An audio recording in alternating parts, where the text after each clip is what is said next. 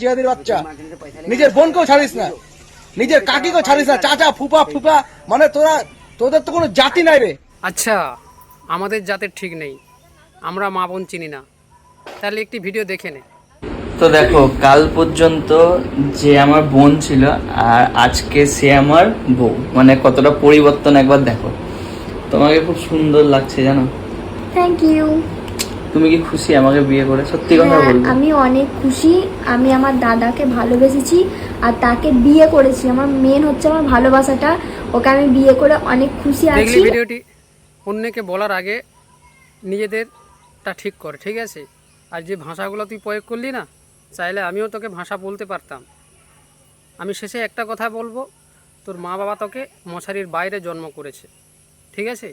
সেই জন্য তুই সবসময় মুসলমান পিছনে পড়ে থাকিস, মুসলমানকে নিয়ে কথা বলিস আর মুসলমানের ধর্ম নিয়ে এইভাবে ভিডিও বানাস নিজের ভিডিওতে ভিউ জানার জন্যে, ঠিক আছে? মুখে খই ফুটছে, তাই না? বুঝতে পেরেছি, মুখে খই ফুটছে।